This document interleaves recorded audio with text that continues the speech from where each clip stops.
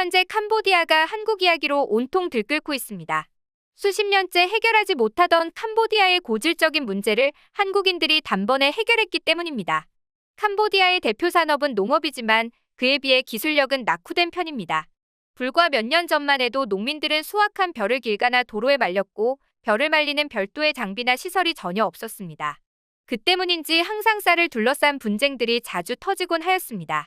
바테아이 지역은 캄보디아 내에서도 쌀 생산 지역으로 유명한 곳입니다. 그러나 이곳 농부들은 수십 년 가까이 농사를 지어오면서도 생산한 쌀을 상품화하는 데 필수적인 건조 기술이나 장비가 없어 애를 먹었습니다. 이모작이 기본인 캄보디아에는 5월에서 10월까지 우기가 있어 벽건조 상태에 따라 가격이 들쑥날쑥했지만 건조 저장 시설이 마땅치 않으니 생산성 감소로 농업국가임에도 항상 쌀 공급 부족 현상이 반복되었습니다. 그래서 해마다 수확철이 되면 벼를 말릴 수 있는 공간을 확보하기 위해 농민들끼리 다툼이 오갔고 심지어는 육탄전까지 벌여 지역 문제로 비화되었습니다.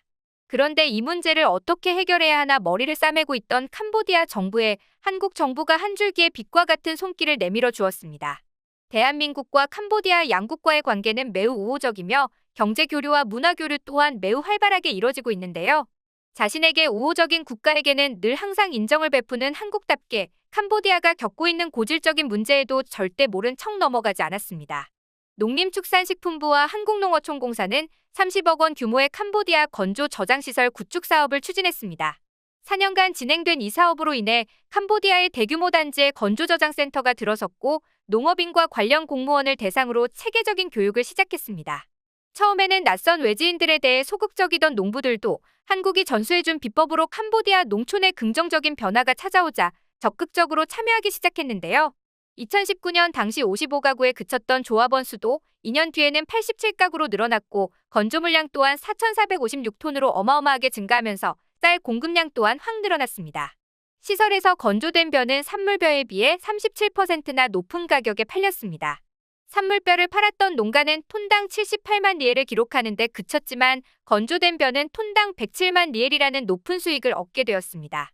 캄보디아 농가에서는 예전이라면 감히 엄두도 못 내던 수익을 내고 있다라면서 한국을 신처럼 떠받들고 있다고 합니다. K농업 ODA 사업은 캄보디아뿐만 아니라 인접국인 라오스에서도 진가를 발휘하고 있는데요. 라오스 농림부의 반애원이나 다름없는 요청에 의해 시작된 햇사이퐁 채소 재배 역량 강화 사업.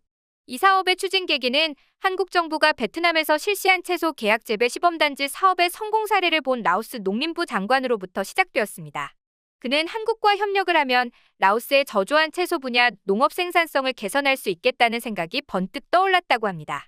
라오스는 인구의 70% 이상이 농업에 종사하는 국가답지 않게 쌀과 같은 곡식류 이외의 농산물은 주변 국가에서 수입하여 부족한 공급량을 충당하고 있습니다. 특히 채소류의 수입 의존율이 커 정부 차원에서 채소 생산을 높이기 위한 방책 마련에 고심하고 있었는데 마침 한국이 눈에 들어온 것이죠. 농림부 장관의 적극적인 KODA 사업 유치 덕분에 한국이란 든든한 지원분을 얻은 라오스는 목표를 향해 박차를 가했습니다. 2025년 라오스 농림부의 채소 생산량 목표는 연간 30만 톤 이상, 이를 위해 햇사이퐁 지구의 시범포, 비닐하우스, 저온저장고, 농산물 집화장 등을 건립하여 기반을 갖추고 농업인을 위한 기술 전수교육과 채소 장목단 운영을 시작했습니다. 해파이퐁 지역의 우아하, 타겟, 사이퐁, 시마노 등 4개 마을에 새로운 형태의 채소 재배 시험단지가 생겼고 이 4개의 단지에는 오이, 토마토, 고추, 잎, 채소 등 다양한 채소의 맞춤형 기술이 지원됐습니다. 라오스가 농업국가임에도 채소 재배에 취약한 이유는 바로 4월부터 9월에 있는 우기 때문입니다. 과채류는 장마철 토양이 건조했다가 많은 비가 내려 수분이 필요 이상으로 많아지면 과실이 갈라지고 단맛이 적어져 상품성이 없어집니다. 또한 병해의 발생 확률도 높아지는데 특히 고추의 탄저병이 대표적입니다. 탄저균은 한번 발생하면 질기도록 강한 생명력을 가지고 있어 비가 오면 흙탕물과 함께 튀어 채소의 몸에 붙어 병을 발생시킵니다. 이런 우기로 인한 피해를 막기 위해 캄보디아에도 한국산 비닐하우스가 도입되었고 병 발생과 과실의 갈라짐도 확연하게 줄어들어 장마철 재배 시에도 상품성과 수량을 높일 수 있게 되었습니다. 여기에 라오스가 품질 좋은 상품을 생산해낼 수 있도록 한국의 우수한 채소 씨앗 또한 지원했는데요. 그동안 라오스는 좋은 채소 씨앗이 없어서 태국과 중국에서 수입한 씨앗을 사서 쓰고 있었습니다. 하지만 수입 씨앗으로 채소를 재배해도 품질이 낮고 생산량이 적어 수익성이 없는 수준입니다.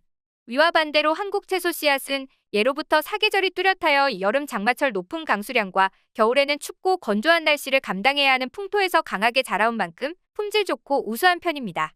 한국의 뛰어난 채소 씨앗이 농가에 지원되자 라오스 정부는 품질 향상과 생산량 증대라는 두 마리 토끼를 잡아 농가 소득이 증대될 수 있기를 기대했죠.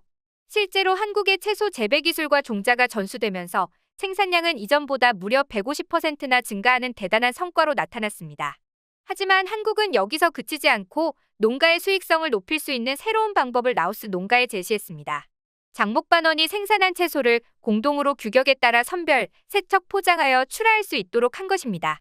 장목반별로 생산한 채소를 공동 출하하면 중매인이 차지하는 유통비용을 30% 줄여 농가소득은 증가하고 반면에 소비자는 싼 값에 품질 좋은 채소를 구입할 수 있어서 생산자와 소비자 모두 이익이 됩니다.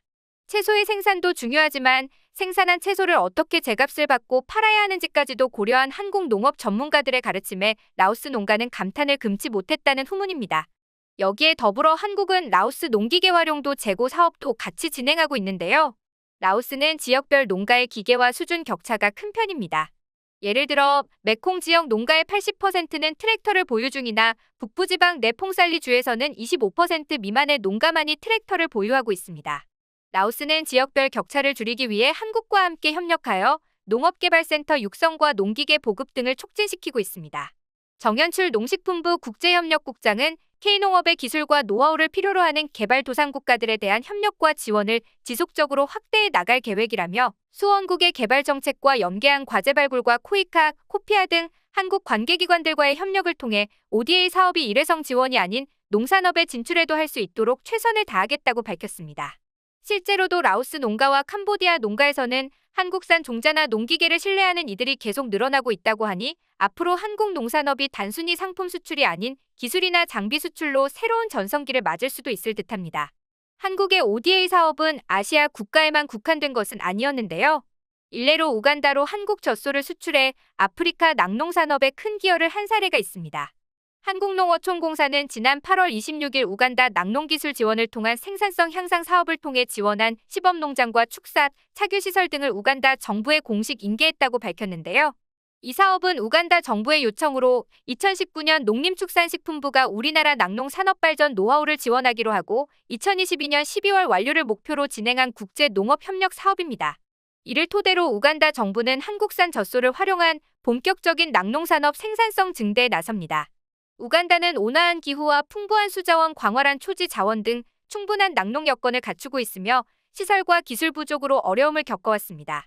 그러나 이번 공사의 사업 지원으로 올해 초 현지에서 5마리의 한국산 젖소가 태어나면서 일일 착유량이 3배 이상 증가할 것으로 예상돼 우간다 낙농 산업의 혁신과 희망의 계기가 마련됐습니다.